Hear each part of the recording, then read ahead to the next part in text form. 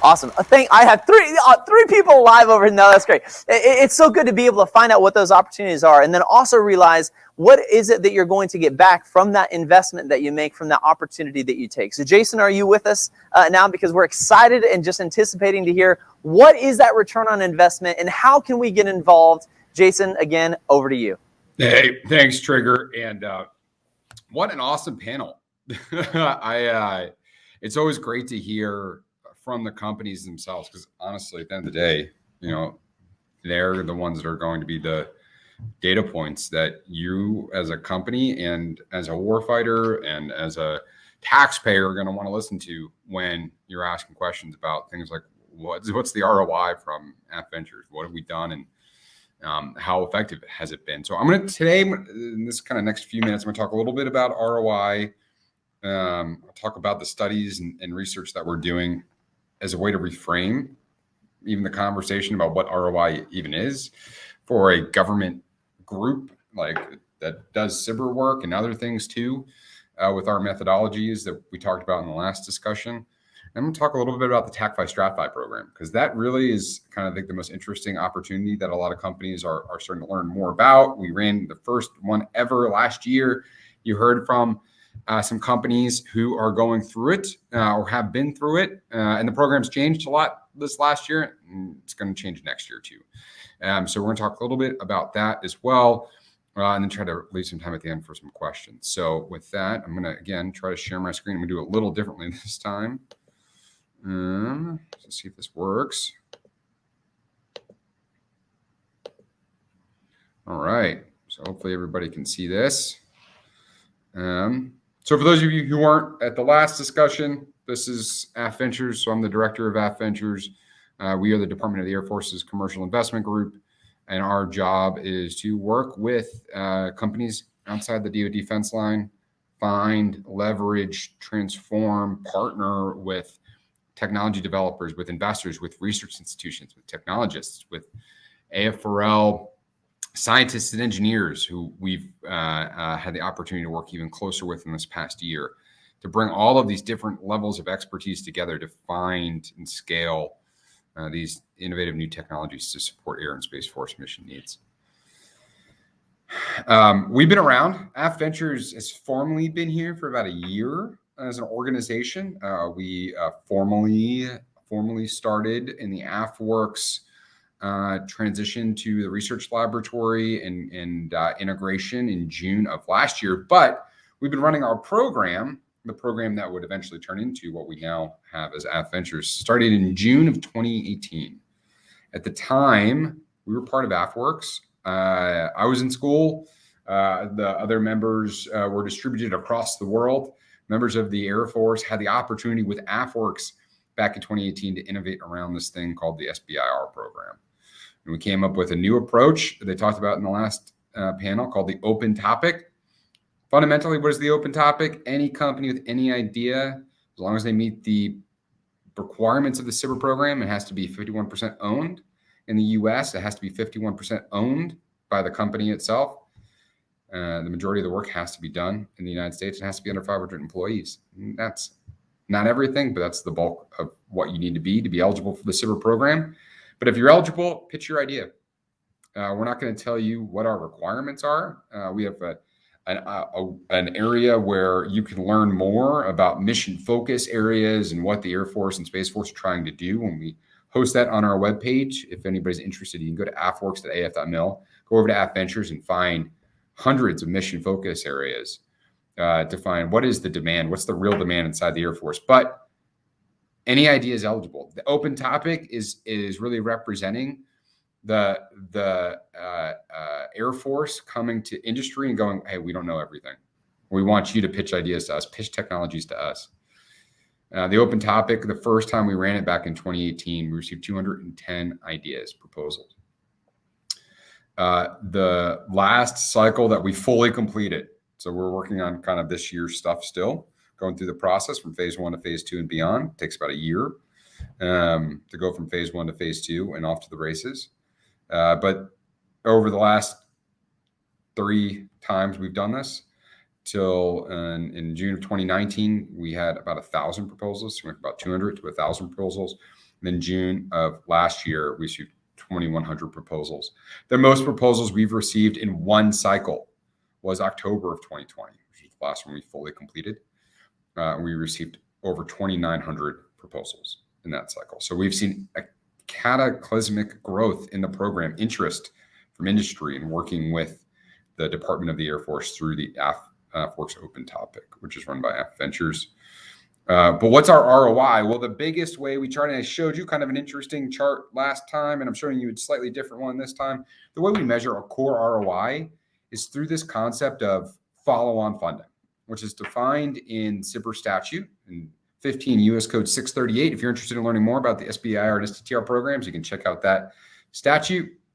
And it talks about this concept of phase 3. What is phase 3? Phase 3 is the continuation of research and development, tests, and evaluation, or purchasing of products and services derived from the funding that comes from the SBIR program. Funding, in this case, that came from the Open Topic. So what have these companies gone on to do? So after you've worked with us, after you come through our process, what do these companies have gone on to do in terms of follow-on funding? Where after a little over $1 billion, we're actually $1.009 billion to date since we started in 2018. Over $1 billion in funding has come through this program, SBIR, Air Force SBIR funds. Companies have gone on to win $2.3 billion of follow-on government contracts and $4.7 billion in follow-on venture capital raised. The ROI calculation is basically the total follow-on divided by total funding from AF Ventures. So $6.95 for every dollar we put in. Companies have gone on to raise or win a combined total of $6.95. But what does that really mean? That's a descriptive statistic, right? What does that really tell us? I mean, you know what, the interesting thing for us at AF Ventures is not just, hey, we worked with great companies and they've gone on to do great things. That's awesome, right? But great companies are going to go on to do great things, maybe with or without the government. So what we want to know is, have we helped? Has AF Ventures helped? Has AFWERX helped? Has the SBIR program helped in this journey? Certainly we want to do no harm, but really what we're saying is, are we a value add? Are we a form of smart capital? Are we bringing not just funding, because there's lots of sources of funding. Capital Factory has funding, right? There's lots of sources of funding. A lot of VCs are in the audience. Are we bringing value besides just the money? Are we bringing value to these companies? And I will tell you, when we started this program in 2018, I was living in the Bay Area and I talked to a lot of VCs. I won't tell you who they were, saying that the DoD did not bring value to companies. And so we want to know, hey, is this new approach, this open topic approach with programs like TACFI and Stratify, are they bringing value?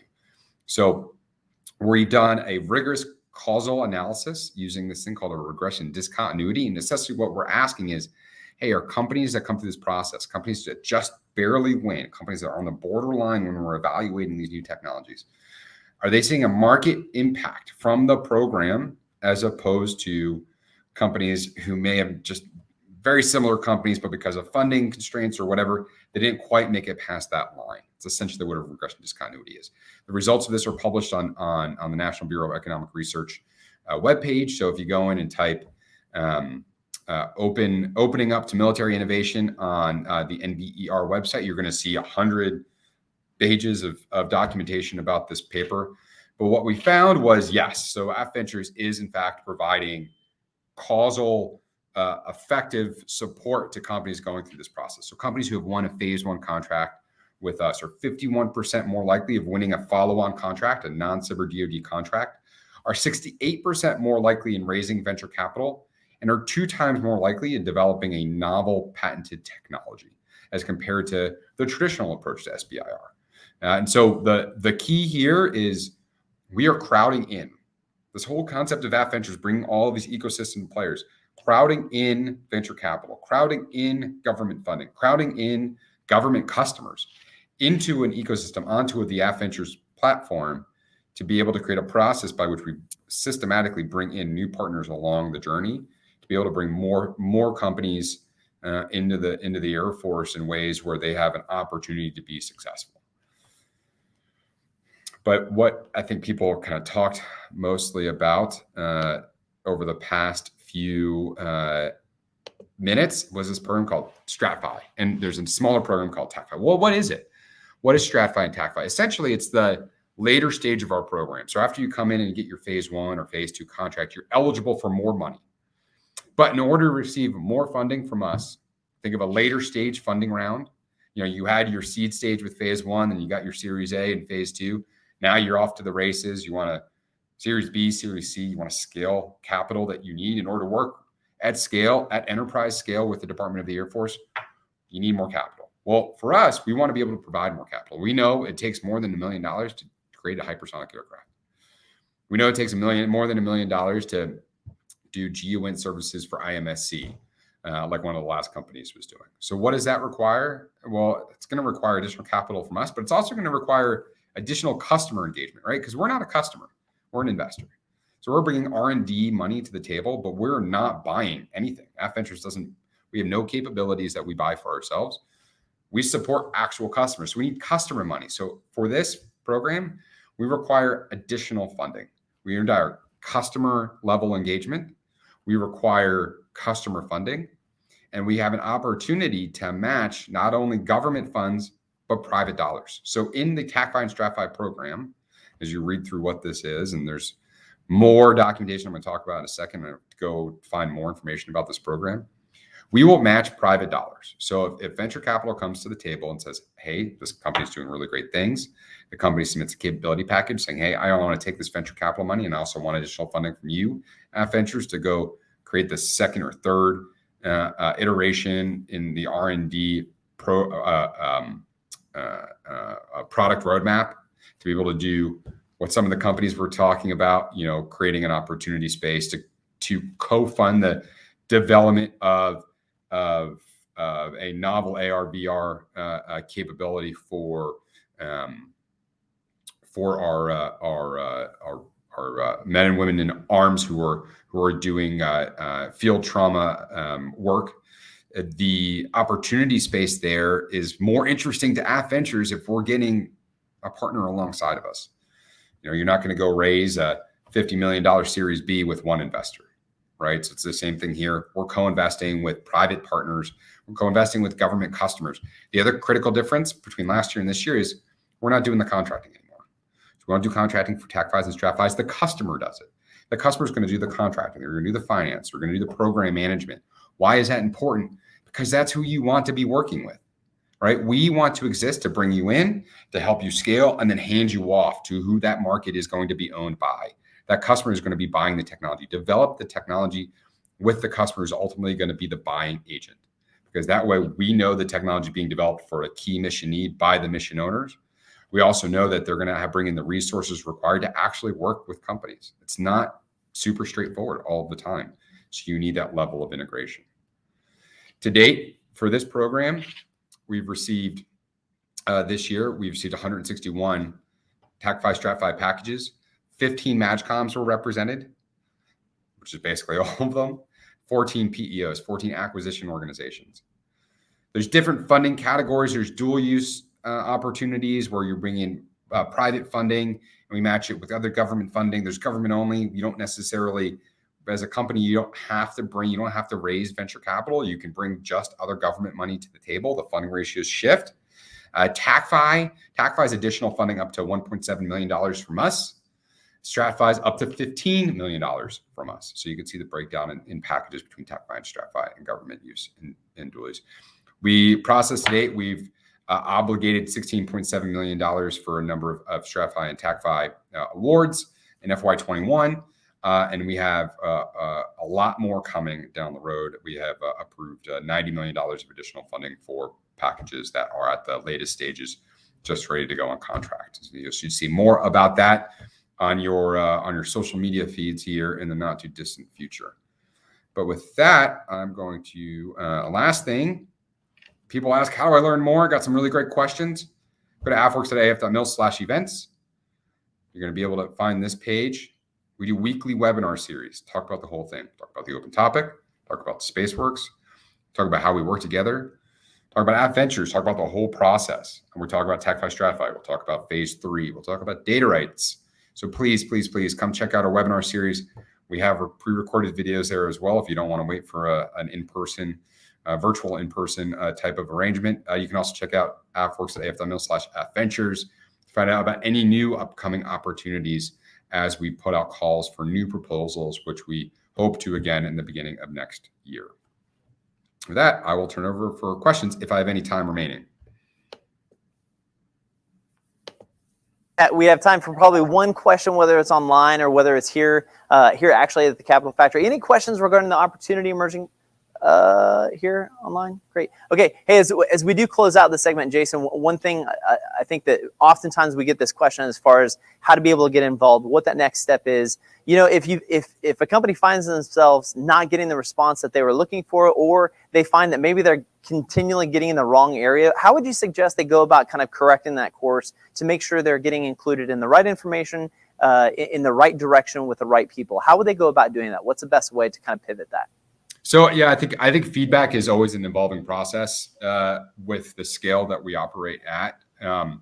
Certainly critical in this is making sure that, because some people brought this up in the last discussion, make sure you're just critically following the instructions. The government are very black and white.